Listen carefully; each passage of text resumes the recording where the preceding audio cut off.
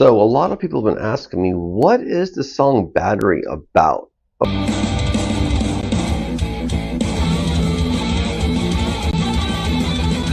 Battery basically is a street in San Francisco that Metallica used to hang out at and play shows. It's over there in the financial North Beach area. And also, battery means police code for assault and battery. When you hit someone, you beat someone, they call it assault and battery. Well, the song's obviously about going crazy, letting loose, just, battery, stuff like that. So go ahead and leave a message and tell me what you think battery means to you. Do you like the song? Do you think it's okay? Do you think it's one of Metallica's best songs? I think it's one of their best songs. I love it. It has a good acoustic guitar intro with the distorted guitars and melody and all that. So go ahead and leave a message. Let me know what you think about Battery, and go ahead and subscribe. Battery, not that kind of battery. Battery, battering ram. Battery, aggression, sort of, like attacking. I don't know. It's just a very, I guess, English word. But basically, that's the opening song.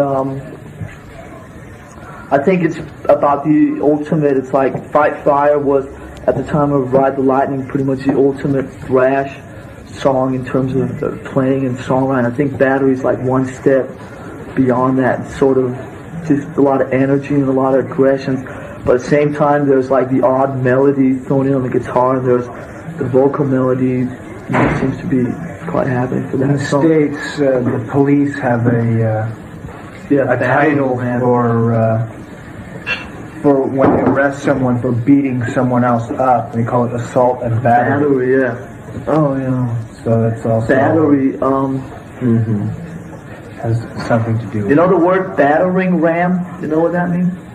Can you write it down? I would know that. It just means, I don't know, something in the vicinity of hurting people.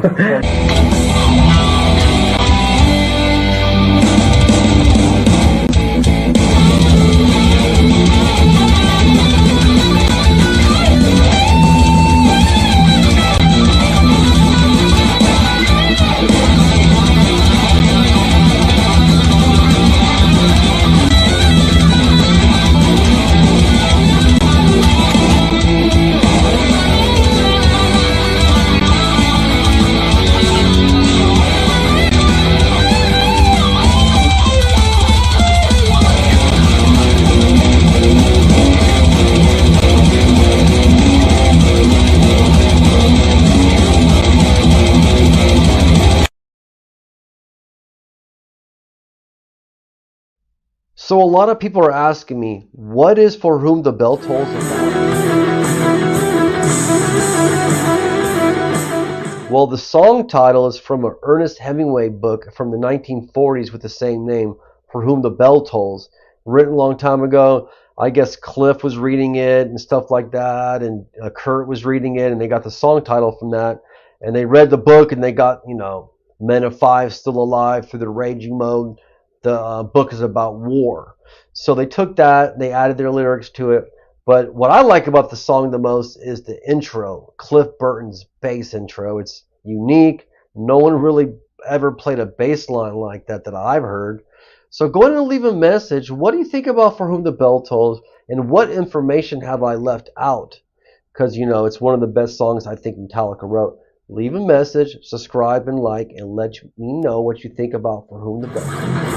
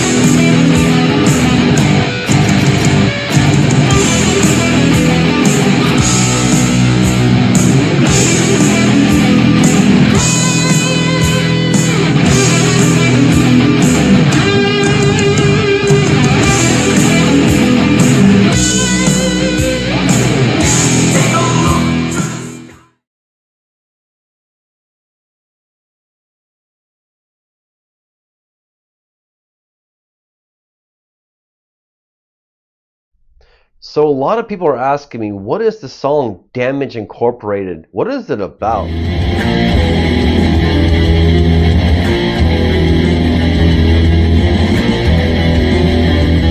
Simply, it's about senseless violence and destruction. It's the only song on Master of Puppets where we actually use, swearing language and stuff like that. So it's one of those songs that just about, destruction, about stuff like that. So, and plus it's the last song that they wrote with Cliff Burton.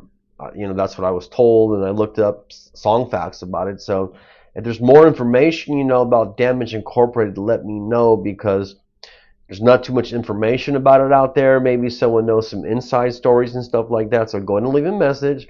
Let me know what you think about the song Damage Incorporated. And if you have any more information about this song, go ahead and leave a message, subscribe, like, share, and let me know about the song Damage Incorporated, the last song in Master of Puppets.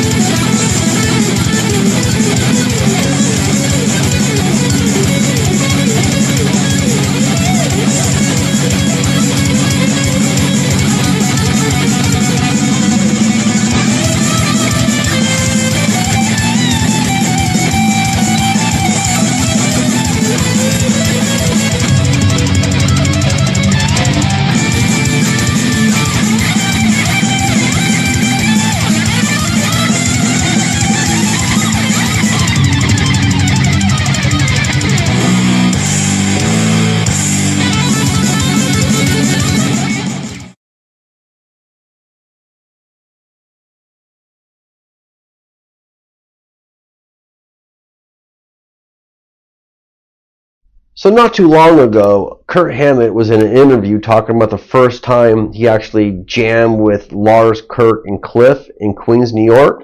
He talks about, how it was, going from San Francisco, California to Jamaica, Queens. He said it was like a total culture shock.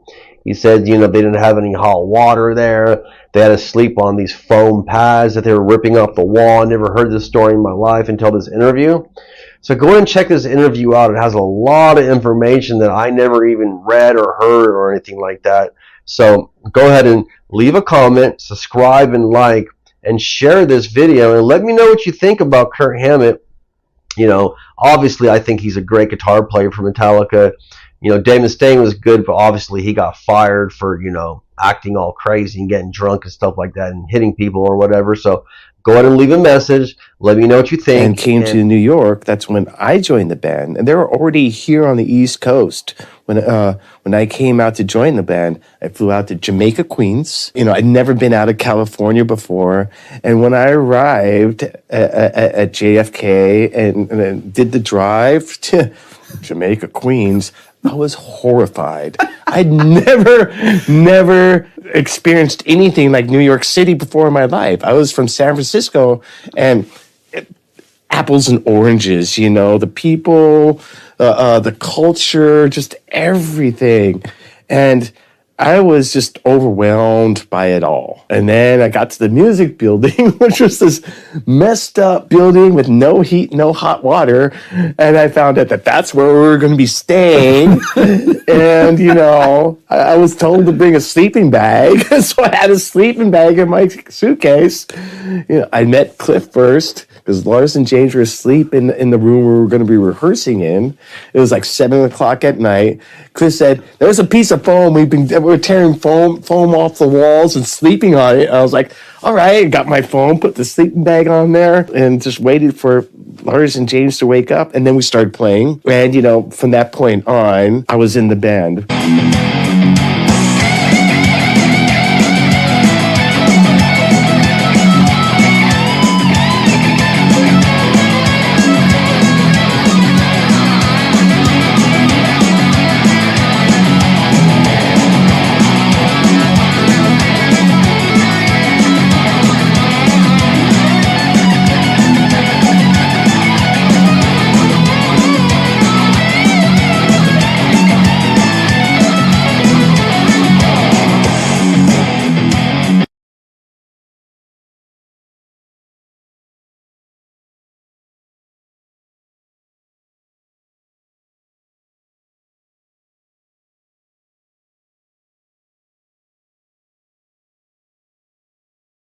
Kirk Hammetts was born on November 18th, 1962, and is an American musician who has been playing lead guitar for the heavy metal group Metallica since 1983. In 2003, Hammett was ranked 11th on Rolling Stone's list of the 100 greatest guitar players of all time. Kirk Hammett's mother is from a Filipino descent. His father was of German, English, Scottish, and Irish ancestry. Kirk Hammett attended De Anza High School in Richmond, California. Kirk Hammett has a well-known passion for horror movies that stretches back to the late 60s. Kirk Hammett began showing interest in music after listening to his brother Rick's extensive record collection. Kirk Hammett began selling his horror magazines to buy music records, which led him to properly picking up the guitar at age 15. Kirk Hammett named Exodus after the novel Leon Uris of the same name and played on the 1982 demo. Its predecessor, Die by the Hand, of 1983. Kirk Hammett has written a number of riffs for Metallica since Ride the Lightning. The bridge for Creeping Death was originally an Exodus riff that Kirk Hammett took with him to Metallica. Once the draw was complete, Burton looked at Kirk and said, "I want your bunk." To which Kirk replied, saying that it might have been better to sleep in the front of the bus anyways. To buy a decent amp, Kirk Hammett once took a job at a local Burger King because he had a 1974 Gibson Flying V, but he needed a decent amp to play through. Kirk Hammett's favorite band of all time is a band called UFO. Kirk Hammett was also a student of Joe Satriani, one of the best guitar players ever. Kirk Hammett's spare time, he plays a lot of jazz and blues. The inspiration for the Enter Sandman riff was from a song off of Soundgarden's 1989 album, Louder Than Love. Kirk Hammett started playing guitar at age 15. Kirk Hammett has been married twice and has been married to his second wife since 1998. They have 2 sons. Kirk lives with his family in his hometown of San Francisco, but he also lives in Hawaii. Guitar solos don't come easy for Kirk Hammett. He said he once recorded 100 solos for a single song, later noted that solo would just ended up to be 25 seconds long.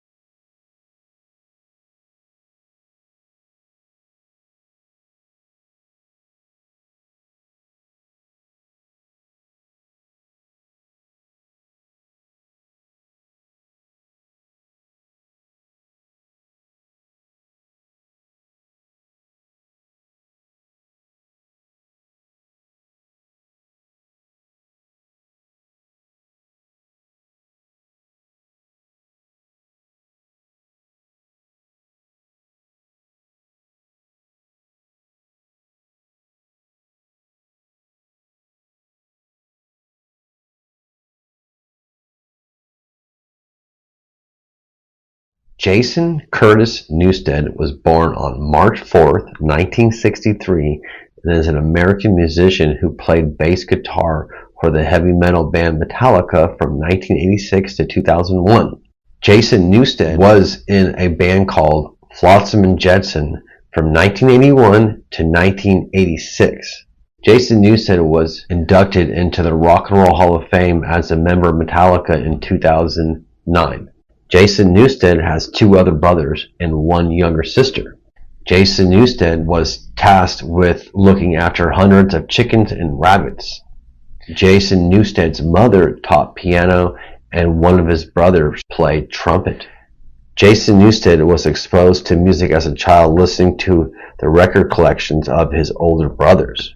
Jason Newsted's first instrument was guitar, which he started playing at 9, but he moved to bass at 14 after listening to Gene Simmons of Kiss. Jason Newsted cited Geezer Butler of Black Sabbath was his major influence. Jason Newsted was last in line and ended up winning the part for Metallica as their bass player. Jason Newsted played bass on the song I Disappear in 2000. That was his last studio appearance for Metallica. Jason Newsted stated he has never regretted leaving Metallica. Hetfield noted how fans lit up as Jason Newsted walked on stage smiling and waving to the crowd.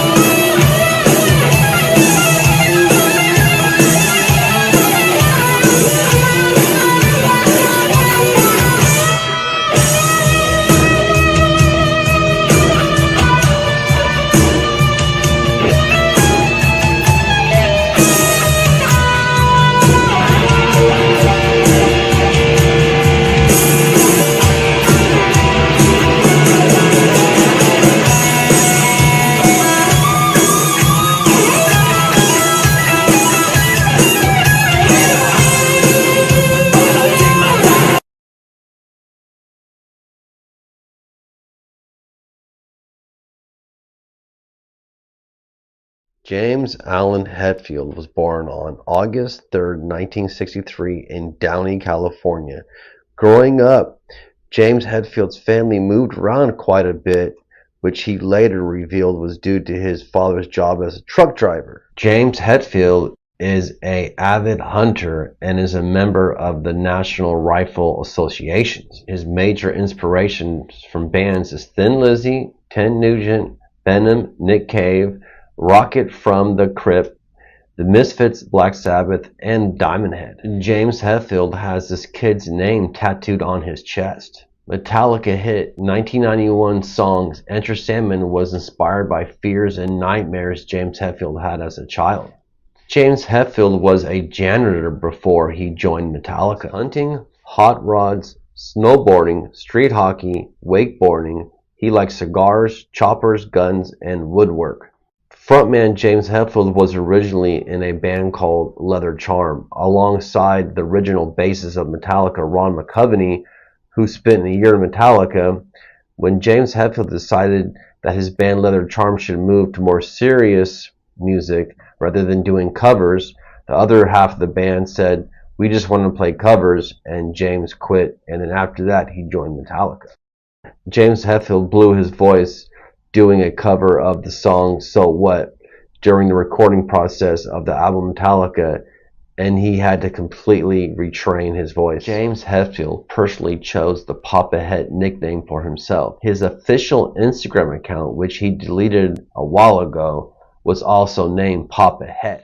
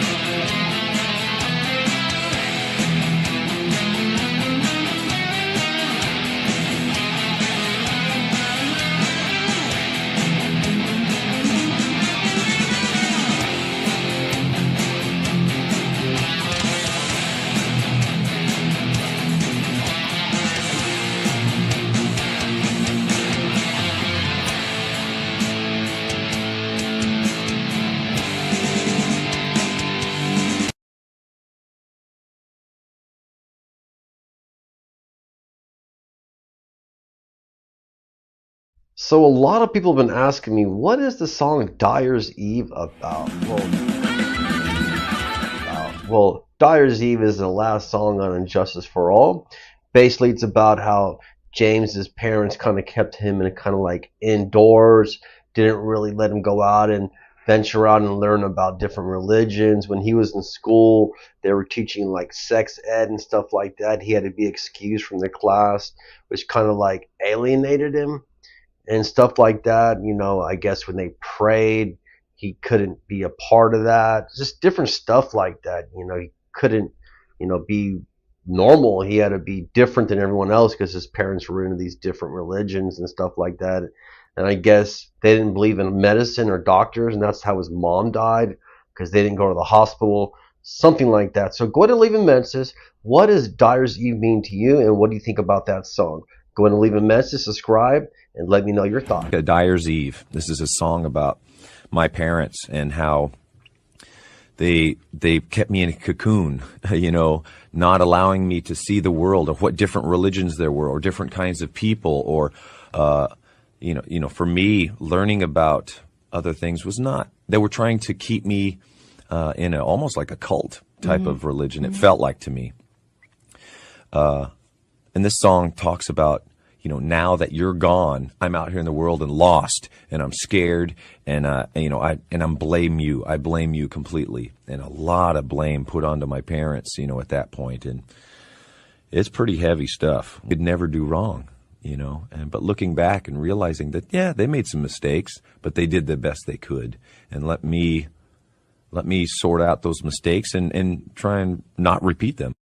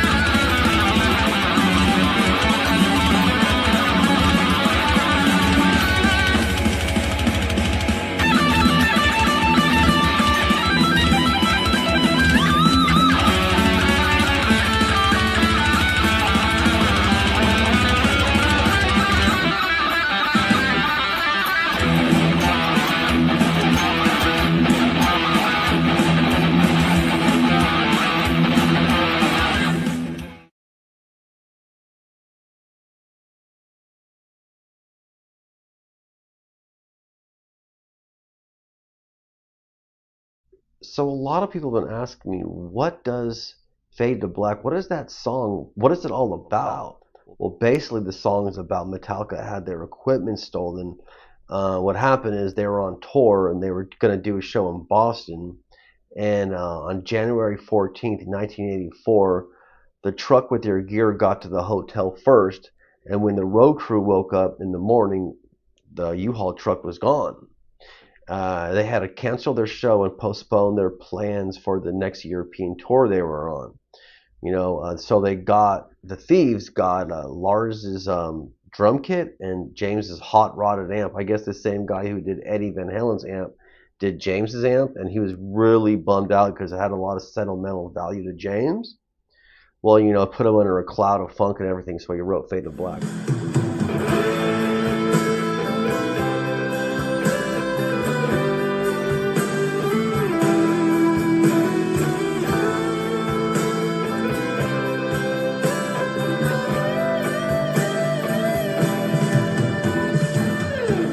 Tell me, what does Fade to Black mean to you? What do you think about the song? And go ahead and leave a message and let me know.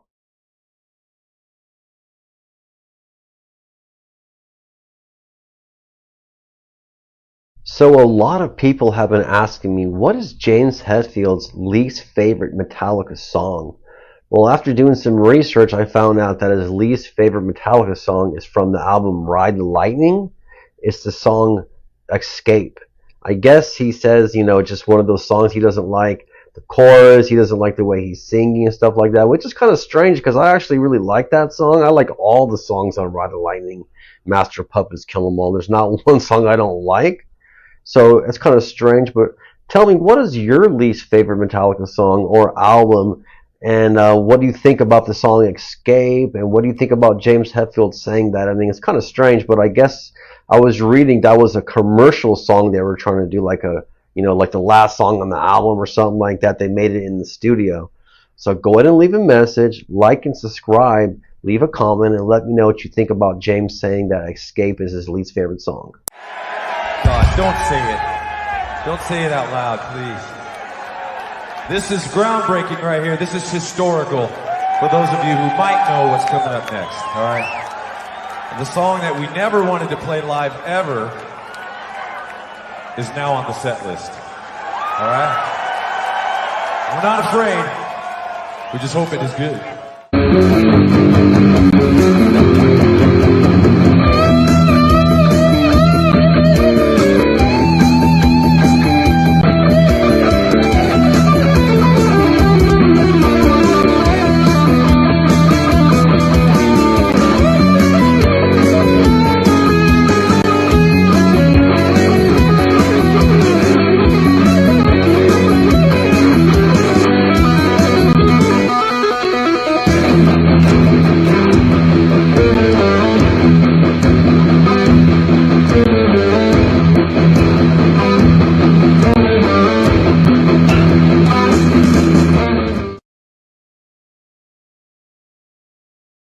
So there was an interview not too long ago, I think it was the other day, about Kirk Hammett talking about how mean and disrespectful the photographer Ross Halfin was to Jason Newsted. And then Ross says back to Kirk Hammett, "Oh, you were mean too." So go ahead and check this interview out, and I think it's really messed up how mean they were to Jason Newsted. He was just trying to go there, after Cliff died and, fill the gap in, and everyone was being so rude to him and stuff like that. And I understand why he quit the band, because he couldn't take it no more. All the abuse and stuff like that over years and years, they never respected him as an individual. So go ahead and leave a message. What do you think about how disrespectful people were in Metallica and probably in the whole camp to Jason Newsted? I really don't appreciate people treating people disrespectfully, even if they mean really good. So go ahead and leave a message or a comment and let me know what you think, and go and subscribe and like. Yeah. You were so mean to Jason Newsted every time, though. Yeah, bro. but he You were deserved it. so mean to him. I was mean to him. You Well, lot okay, were we were, worse. but you were mean to him too. I mean, like consistently in photo sessions, you say, "Jason, stop looking like you're in anthrax." He did. Jason had no. Jason Newsted had this thing of like, every time he shot Anthrax, they would go, and every picture Jason would get, he'd do this, and I'm like, put your chin down. Remember that? Yeah. Your chin. Oh yeah. Yeah. For like years. For years. Yeah. Yeah. He would. He'd have this look. Of, So it was put your chin down? yeah. Not like Because with us, it's put your chin chin up. up. Yeah. Yeah. Well, the other one. that's what happens when you've been around for 40 years. Aha. This is I thought we'd throw in. Hold on, I'm gonna see that. Was that last night? That's Amsterdam. But we should have a talk about the pretty- show while we're here. Sounds pretty damn good.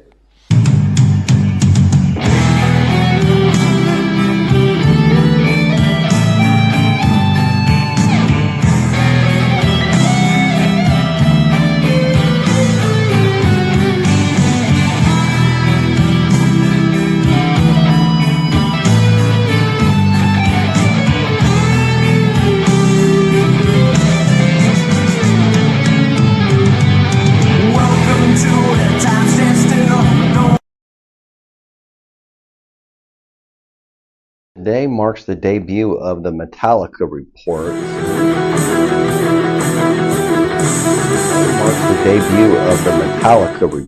It's a new podcast offering weekly insiders update to all Metallica things.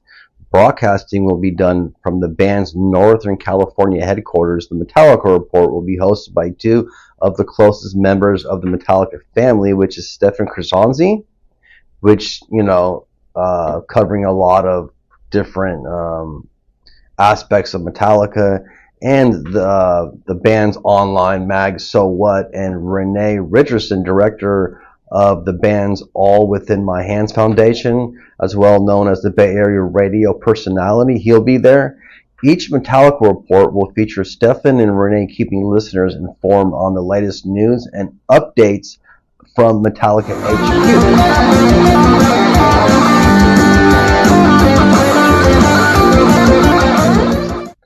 Also, as well, dispatchers from the road, as from the Metallica 72 Seasons tours, continue to make their way around the world. The Metallica reports will have many features which will offer exclusive behind-the-scenes news and interviews with the likes of the touring crew, posters and t-shirts, artists, fans, and even James Hetfield, Lars Ulrich, Kirk Hammetts, and Rob Trujillo themselves. In addition, most of these Metallica dates and news and reports will take questions. Listeners are encouraged to submit questions, and Renee and Stefan will do their best to answer their questions every Wednesday. So if you have any more, information about this Metallica report, it just came out today. It's really fresh news to me. If you can, let us know what's going on, leave a message or leave a comment about what you know more about the Metallica report. And what's your thoughts about this new podcast they're doing? Leave a message.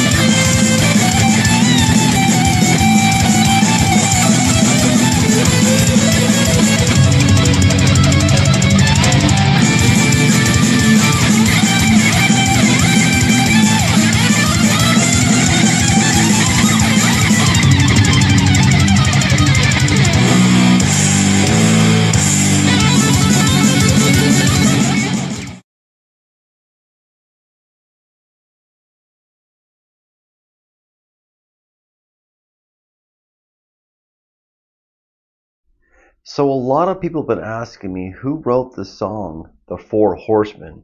Well, actually, the song was called The Mechanics back in the day when they were still, Metallica was still, new and stuff like that back in 81, 82 when Dave Mustaine was in the band and they were recording demos.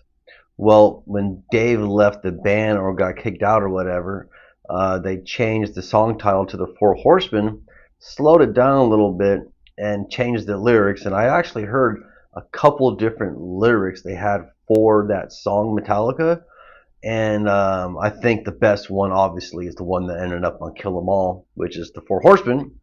But I like the Mechanics too. It's a little faster, obviously different lyrics that Dave wrote about some mechanics.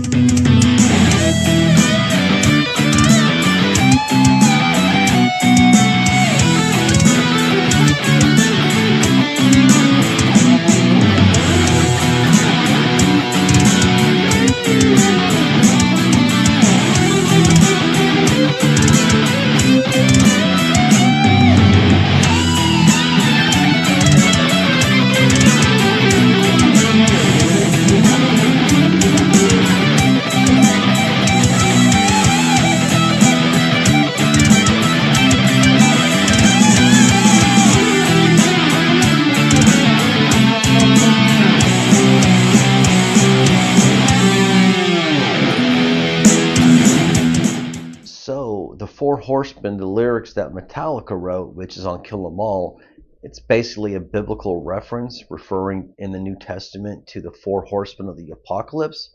I guess there were four horsemen that went their separate ways to go warn people of the end of the world coming or some plague or something like that. You read the lyrics and, it talks a lot about death, talks about, when the four horsemen ride or choose your faith or die. There's a lot of biblical stuff going on there. And I actually do like the lyrics. They're kind of cool the way James wrote it. So that's what The Four Horsemen is about that Metallica wrote. Anyways, leave a message. Let me know what you think. Do you prefer the Mechanics or the Four Horsemen?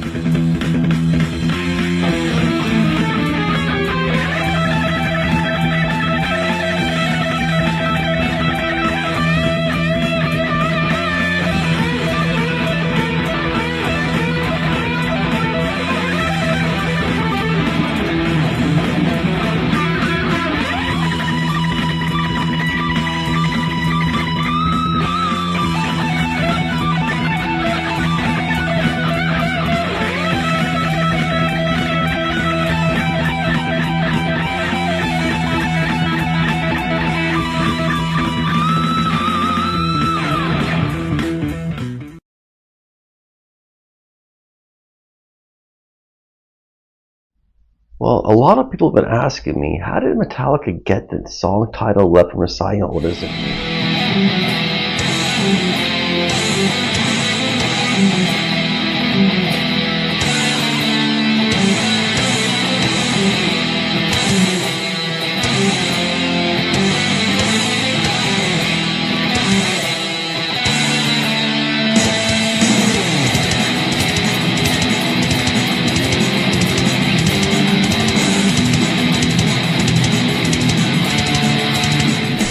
Well, I believe they got the song title from an old song that was in an old song from David Bowie.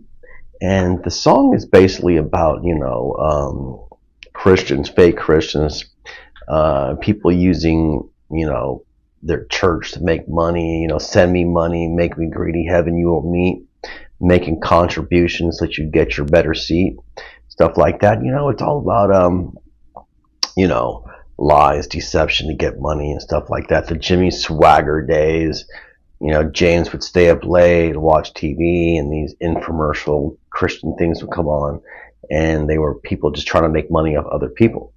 So go ahead and leave a message, chime in, let me know what you think about the song title, Let From Messiah, what it means. Maybe you have some more information I don't, so go ahead and leave a message.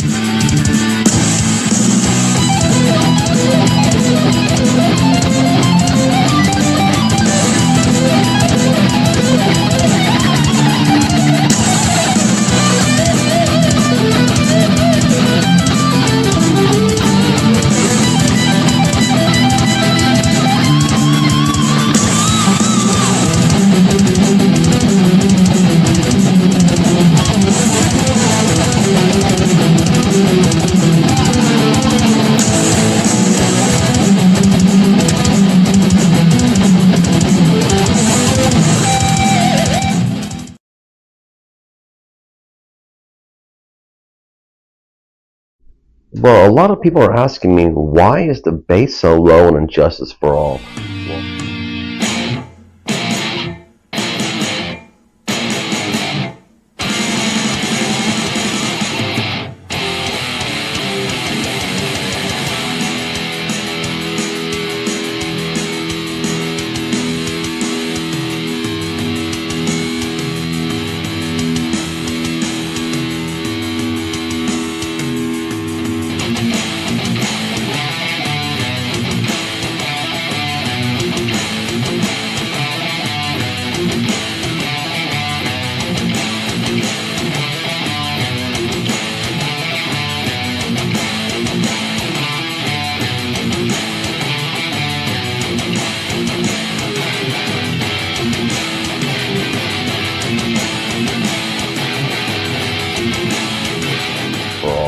Well, I've heard the actual version with the bass turned up. I guess it sounds different. I like it, but I guess Lars thought it didn't sound right and it just messed with the whole album.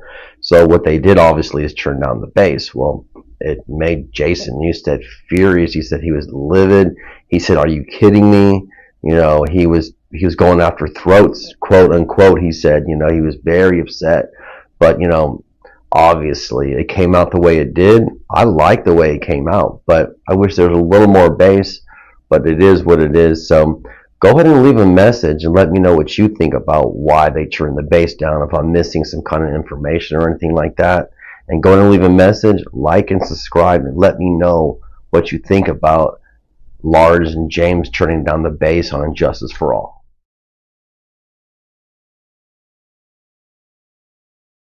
So a lot of people have been asking me, why is there such a sound difference between Kill 'Em All and Ride the Lightning?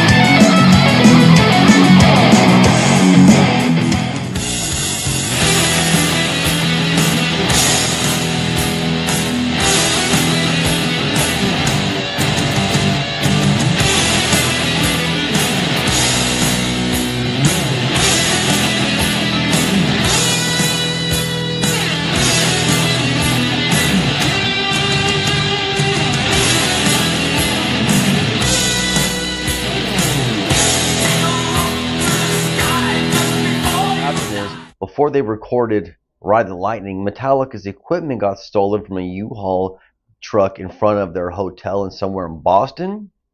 I guess James had this, hot-rodded Marshall amp that gave him a really good sound. Well, that was gone. So basically what it is they had to get all new equipment and stuff like that for Ride the Lightning, so that's why it sounds dramatically different. I personally like both sounds. Kill 'Em All had more of a metal higher end sound, and Ride the Lightning had a lot more reverb in that sound. So go ahead and chime in. Let me know what you think about both Ride the Lightning and Kill 'Em All. And if you have any more additional information, just go ahead and just leave a comment and let me know.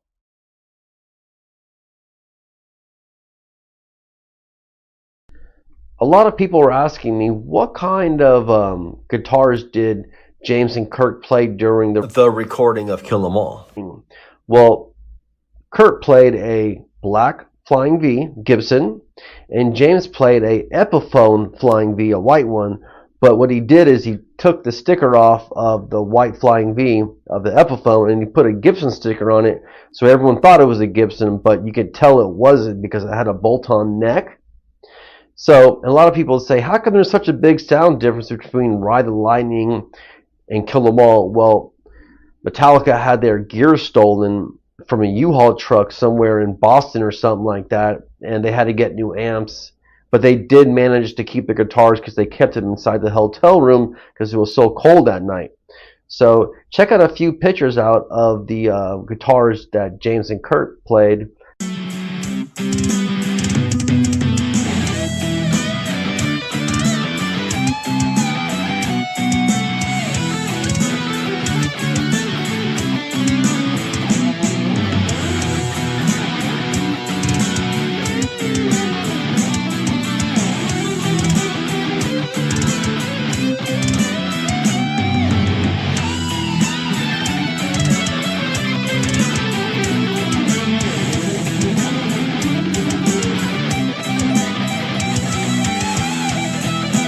Those were the guitars used on the recording of Kill 'Em All. So if you have any more additional information that I didn't present on this video about the guitars, let me know. Go ahead and chime in and leave a message. But I think that's pretty much what they use because that's what I've read in multiple interviews of Kirk Hammett and James talking about. So go ahead and leave a message or leave a comment, subscribe and like, and I would like to know your thoughts about the guitars that Kirk and James used on the recording of Kill 'Em All. So here's an interview about Metallica talking about how they miss Jason Newsted. They're looking back on him, on his time in the band, and understand he made that decision on leaving. Jason is the only band member to leave Metallica. I think Ron McCovney, he quit. I'm not 100% sure what happened with him, but Jason, in my taste, he's one of the best bass players in Metallica. I think he's better than Rob for Metallica, and I think he should rejoin Metallica. That'd be great. Great for the music, great for the fans, and great for Jason. So go ahead and leave a comment, subscribe, and tell me what you think about Jason Newsted. Do you think he should rejoin Metallica, or do you think Rob is doing a better job than him? So go ahead and leave a comment and let us know what you think. He revealed, I mean, really, he was at a point where he was at, we were at a point where we were at. It happened because it happened. If it was like that right now, say, Robert comes and says, hey, I'm done here. I don't know. We would fight. We would fight, or I would fight for him. I didn't know about the fight back then. I mean, if you think about it, Jason is the only member of Metallica who's ever left willingly. And that in itself is a statistic. Yeah. And the resentment from James and I was just so, you can't do that. Yeah. You can only leave if we want you to leave. And then we weren't equipped at the time to do a deep dive into why he was leaving. And so, of course, now you can say 20 years later, it makes complete sense. But, okay. We write the songs, we make the decisions, we do all of it. You have no creative outlet in this band, you have no creative voice, And then when you go and do something that gives you satisfaction and a way for you to express yourself to the rest of the world, then we get fucking pissed at you. And then that resentment then goes to you leaving the band. I mean, that's kind of, psychiatry 101 here. But we weren't equipped to see that side of it 20 years later. So now it makes complete sense. Jason gave 14 years, every day, every performance. He was there always. I mean, we always used to joke. It's like, he's so fired up. Come on, dude, slow down. He was the first guy in, the last guy out. He was signing autographs, when we were driving by, waving on the way out of the buildings. I mean, he really was. And I now finally equipped to appreciate every moment that he gave and we have, I think, so much respect for each other now, so much appreciation. 10 years ago when we did the 30th anniversaries, when he came up and played 4 nights with us at the 4 Fillmore shows, played 2 nights with us, seeing Rob and him together up there, but that felt like it was the beginning of the thawing of where we are now. But he's been a very integral part of the reissue and the re-release, and has done, interviews and been very, very helpful. He did the unboxing of the box for the cameras and the whole thing. And I mean, he's been so gracious. Set in a setting of extremes, where you're going really farther than other people would normally go, or even shallower. We were in such denial at times, because of everything else is fine. I'm not going to pay attention to this. Like Lars was talking about relationships. Yeah. We don't have to work a relationship. We're good, and we're not. All obviously the Jason, all the unresolved stuff from Cliff that Jason had to be kind of the target for, we see that now. And I love that we've created music together, but we've also just grown up together, and we're still growing up. We're still teachable, and we're still learning from each other. One thing I have to say about Jason is that he was there for us 100% in a real dark time. He was like a real positive light. In those few months just right after Cliff's passing, I mean, it was a pretty dark time, and we were just kind of like, I don't know, in kind of like a weird mental state. We weren't really old enough and experienced enough to like digest, the whole thing with Cliff. And we didn't have any mentors. I didn't have like a role model in my life to like tell me how to deal with, passing of such a close dear friend. I don't think any of us did. And then here came Jason. He was such a bundle of energy and light and positivity and forward momentum. And we really needed that at that time. And, sure, in retrospect, we were hugging him, but we were also pushing him away at the same time. The punching bag. Yeah, it was a weird thing. Cliff. We love you and we hate you. We love you, we hate you. We love you, we hate you. We love you, but you're not Cliff. You're not Cliff. Yeah, it was all that. But man, I have to say, I got to give Jason so much credit, because like in those 8 or 9 months, I mean, when we were just trying, pulling ourselves out of that hole, he was there for us, and he was a stabilizing force, man. And he was there for us when we needed him.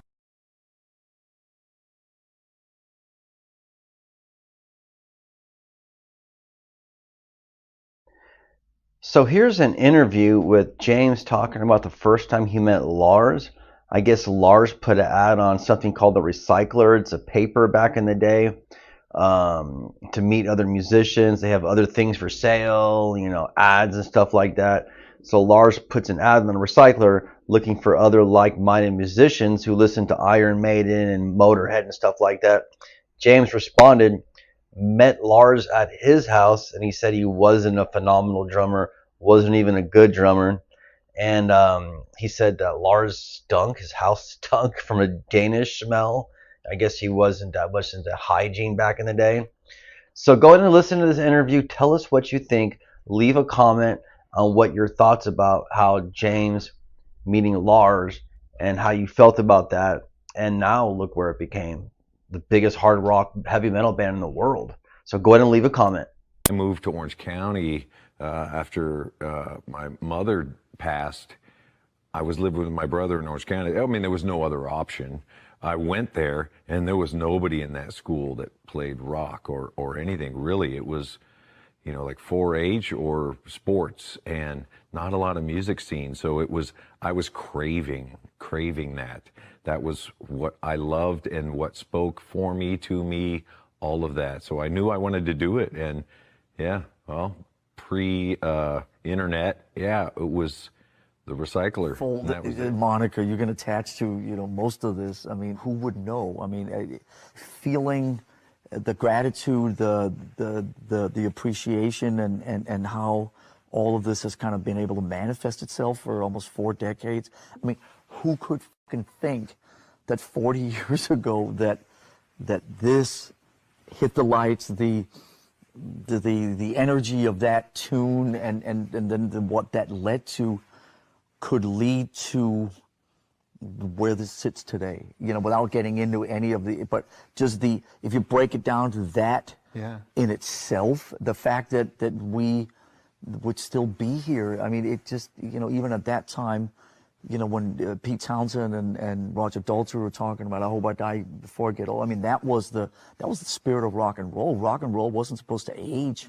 Rock and roll wasn't supposed to live on like this. So the fact that 40 years later, we're here. The fact that, again, you know, that the Rolling Stones are going out on tour, obviously, Charlie, rest in peace, and so on. But it who knew? There was a drive. I mean, really, there was. I was trying to find people that had the same drive to do this that I did.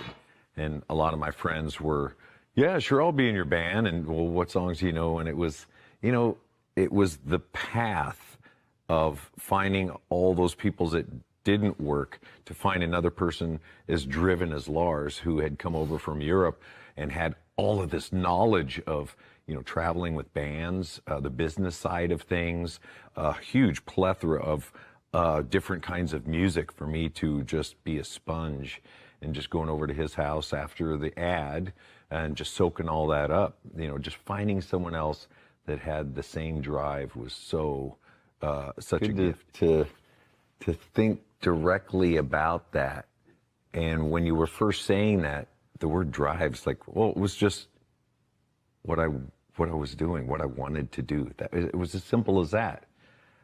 There wasn't a lot in the rest of my life. My family had kind of disintegrated. The people at my school I couldn't relate to. So me and the music became best friends, and I just wanted to learn as much as I could about what music had to offer me. You know, putting certain songs on the turntable, slowing it down, you know, to learn the solo things and all that, and then playing cover songs in a band. And there was, so the word drive was like, there wasn't much. Yeah, I wasn't happy where I was. I wanted to be somewhere else.